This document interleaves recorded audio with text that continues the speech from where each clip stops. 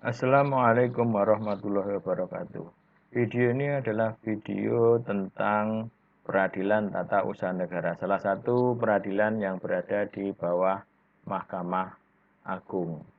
Tentang peradilan tata usaha negara, kalau kita lihat pengertian dari tata usaha negara adalah administrasi negara yang melaksanakan fungsi untuk menyelenggarakan urusan pemerintah baik di pusat maupun di daerah. Contohnya apa? Mengenai kepegawaian, mengenai masalah pertanahan, sertifikat pertanahan yang dibuat oleh badan atau pejabat TUN. Dari peraturan yang mengatur, ya, itu ada Undang-Undang 586, Undang-Undang 9 2004 sebagai perubahan yang pertama, kemudian perubahan kedua dengan Undang-Undang nomor 51 tahun 2009. Nah, kalau dilihat dari jenis pengadilannya, ada dua, tingkat pertama dan banding, disebut Pengadilan Tata Usaha Negara untuk tingkat pertama, disebut Pengadilan Tinggi Tata Usaha Negara di tingkat banding. Sebenarnya undang-undang memerintahkan untuk Pengadilan Tata Usaha Negara itu ada di setiap kabupaten atau kota, tetapi karena tingkat perkaranya hanya sedikit, maka tidak di semua kabupaten kota itu ada. Kemudian untuk Pengadilan Tinggi Tata Usaha Negara diatur setiap provinsi itu ada Pengadilan Tinggi Tata Usaha Negara, tapi melihat tadi banyak atau tidaknya perkara itu tidak semua provinsi ada pengadilan tingkat bandingnya di Peradilan Tata Usaha Negara. Untuk kewenangan, di sini kita bisa melihat bahwa kewenangan pengadilan TUN itu memeriksa mengadili sengketa tata usaha negara atau sengketa TUN. Apa sengketa TUN? Sengketa yang timbul di bidang tata usaha negara antara orang atau badan hukum perdata dengan badan atau pejabat TUN baik pusat maupun di daerah. Nanti akan kita ketahui pihak di dalam gugatan TUN itu nanti akan terbatas sekali. Kemudian untuk pengadilan tingginya memeriksa perkara di tingkat banding atas putusan pengadilan tata usaha negara, kemudian memeriksa sengketa kewenangan mengadili antar PT-UN di daerah hukumnya, dan juga mengadili memutus sengketa tentang banding administrasi. Ini berkaitan dengan masalah kepegawaian di lingkungan pemerintahan. Nah, kemudian seperti yang saya sampaikan tadi, pihaknya terbatas, penggugat itu pasti perseorangan atau badan hukum perdata. Bisa pribadi, bisa badan hukum perdata, misalkan PT, perseroan, kemudian yayasan, dan lain sebagainya. Dengan syarat dia itu mengalami kerugian sebagai akibat dikeluarkannya suatu keputusan tata usaha negara. Kemudian tergugatnya siapa? Tergugatnya pasti badan atau pejabat TUN yang mengeluarkan putusan TUN. Kemudian mengenai objeknya, yaitu keputusan tata usaha negara.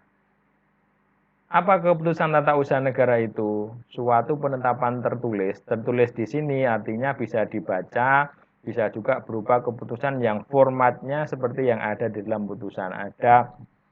Yang ada pejabatnya, ada menimbang, mengingat, kemudian ada istilahnya diktumnya, penutup, kemudian tanda tangan.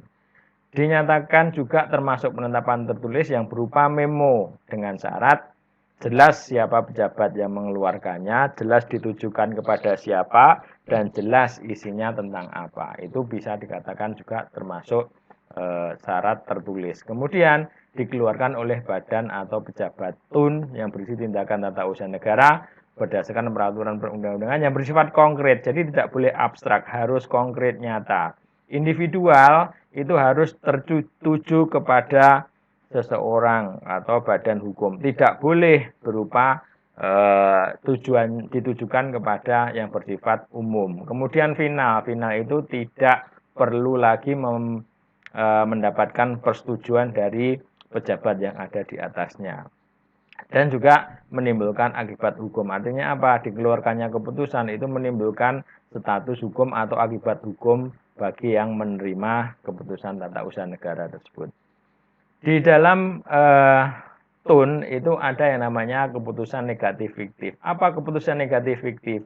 Yaitu apabila badan atau pejabat TUN itu tidak mengeluarkan keputusan sementara itu sudah menjadi kewajibannya, ya, dan sudah lewat waktu yang ditentukan oleh peraturan perundang-undangan, dia belum mengeluarkan, berarti dianggap badan atau pejabat itu telah mengeluarkan putusan yang sifatnya adalah menolak permohonan. Itu namanya keputusan negatif fiktif. Nah, ini beberapa yang tidak termasuk keputusan tun, yaitu keputusan tun yang merupakan perbuatan hukum perdata, perjanjian jual beli, sewa menyewa, dan lain sebagainya, yang bersifat umum. Misalkan pengaturannya itu bersifat umum, misalkan tarif parkir Kota Surakarta itu kan umum, tidak individual. Kemudian masih memerlukan persetujuan. Contohnya apa? Dalam hal penggantian antar waktu DPRD kota atau kabupaten itu harus ada persetujuan dari gubernur. Kemudian keputusan tun yang berdasarkan KUHP, KUHAP, ya, penangkapan, berita acara, penahanan, dan lain sebagainya. Kemudian putusan tun yang berdasarkan pada hasil pemeriksaan badan peradilan. Ya, contohnya apa? Putusan pengadilan, keputusan tun itu.